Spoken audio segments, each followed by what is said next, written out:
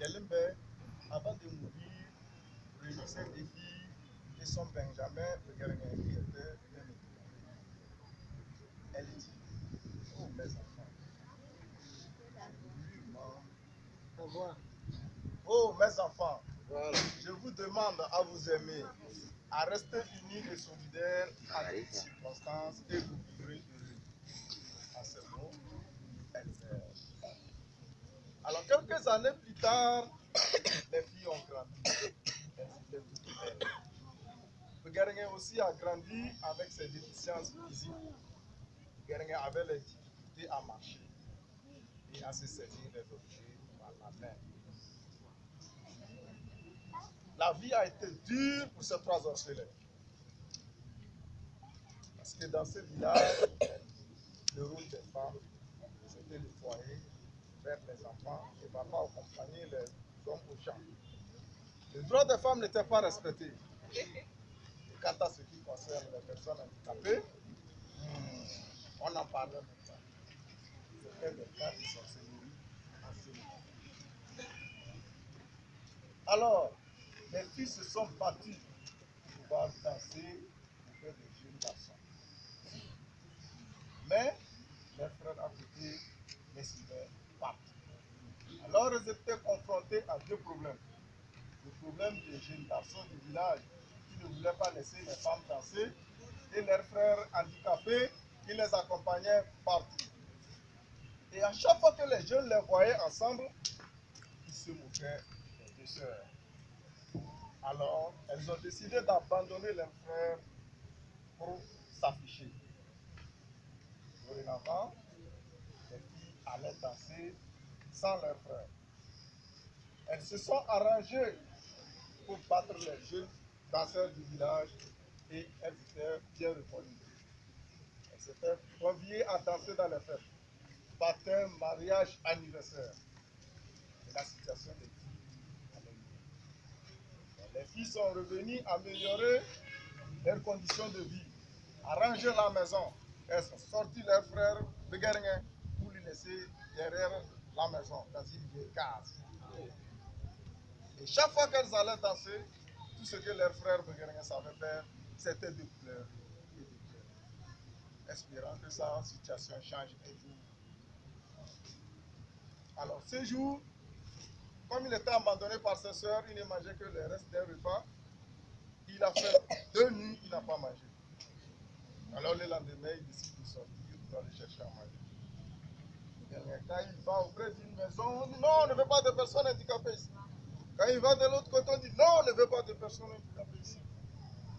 Et dernier, dans son chemin, il a rencontré un vieillard qui était assis sous un grand arbre en train de jouer pour l'harmonica. Alors il a demandé à manger et à boire. Le vieillard les servit à manger et à boire. Et il est reparti. Le lendemain, encore, il est revenu. Alors pour Béguerguin, il a trouvé une source de mangeoire. Donc il a plus à réfléchir. Quand il se réveille, ses sœurs partent danser et il va pour manger et boire. Alors, ce jour, après avoir mangé des vieillards, il dit, bon garçon, je préfère t'apprendre à pêcher et de te donner les poissons à manger. Moi, je suis un vieux griot magicien. Alors Béguerguin lui dit, oh, toi, si tu veux me dire que tu es déjà fatigué de moi, ça? Il dit, pas du tout, mon garçon. Mais il me dit, si ce n'est pas ça, tu sais que moi, je suis une personne handicapée. Et tu veux m'apprendre à pêcher comment? Hier, il dit, je vais t'apprendre à jouer l'harmonica. Et Béguerguin dit, donc c'est ça, je vais manger? Il dit, oui, tu comprendras demain. Alors, il est parti. Donc, il continuait par venir à l'entraînement. Alors, ce jour, il dit, non, en faire de l'harmonica, là, ça ne peut pas marcher. Est-ce que c'est ça là qui va résoudre mon problème? Donc, il est devenu à l'entraînement. 2 jours après, le vieillard l'a suivi à la maison. Il est venu voir que ses sœurs sont parties déjà danser. Et le vieillard s'arrête devant sa case. Il dit, Béguerguin, Béguerguin, viens auprès de moi. Il vient auprès du vieillard. Et le vieillard, il tend l'harmonica. Prends l'harmonica, le tour de magie est joué. Bouguerengue devient un beau garçon avec un beau corps et avec des beaux vêtements. Et tu vas aller danser aux côtés de tes soeurs. Mais tâche de revenir dans ta case avant tes soeurs. Alors, Bouguerengue fou de joie, il fait son entrée dans la troupe de danse quand il arrive à la fête.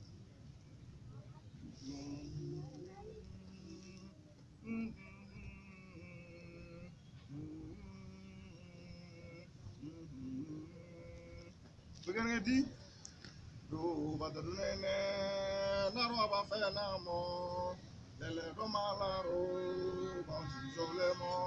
il dit quand j'étais handicapé, tous se foutaient de moi.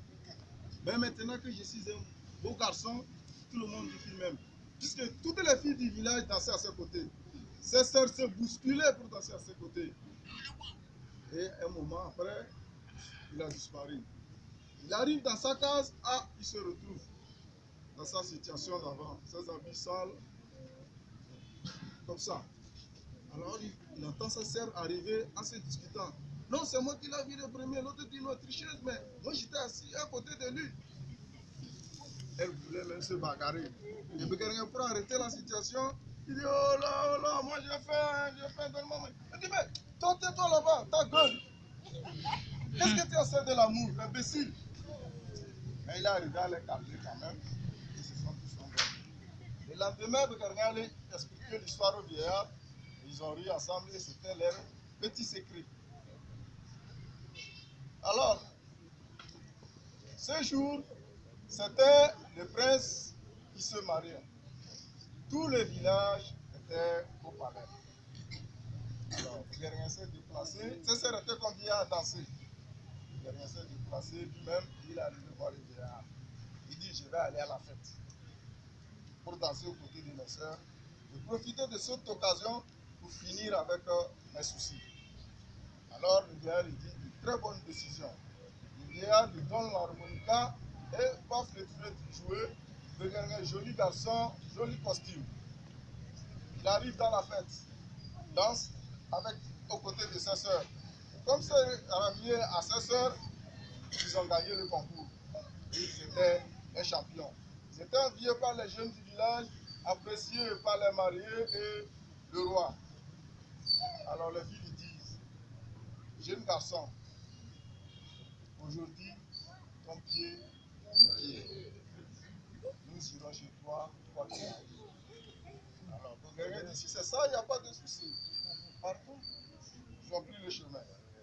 Ils sont retournés avec ses sœurs, autour du village, autour des maisons, autour des cases. Ses sœurs étaient fatiguées, elles ne se retrouvaient même plus. Bouguerengue profite de l'occasion pour les faire entrer dans leur propre maison, au moment même où le soleil s'annonçait à briller. Alors ses sœurs prennent conscience. Elle dit, mais ici c'est chez vous. Bouguerengue dit oui, c'est aussi chez moi. Elle dit, mais chez toi comment? Il dit, bon, attendez. Il avance ses sœurs derrière. Il rentre dans sa case, il ressort dans l'état qu'il était quand ils allaient danser, sale avec ses habits déchirés. Maintenant dans sa main, l'harmonica. Il dit, mais toi, tu me dois une explication. Mais ça, c'est quoi? On ne comprend rien. Il explique. Ses sœurs ont fini par comprendre. Ils se sont mis à pleurer pour demander pardon pour tout le mal qu'ils ont eu à faire leurs frères. Et elles se sont rappelées les dernières paroles de leur père.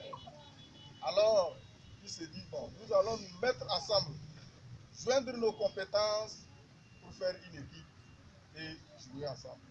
Alors, ils ont fait l'équipe. Bouguerengue joue, chante et ses sœurs dansent. Et ils étaient conviés à danser dans les événements du village et même au-delà du village. Et c'est ainsi que ces trois orphelins sont devenus heureux. Alors, si j'ai quelques mots à dire ce soir, c'est pour dire que si vous voulez que vos conditions de vie changent, vous devez vous-même changer. Car votre avenir dépend de vous. Et si nous sommes unis aujourd'hui ce soir, nous ne devons plus voir nos différences, mais nous devons voir ce qui nous unit pour être ensemble. Merci.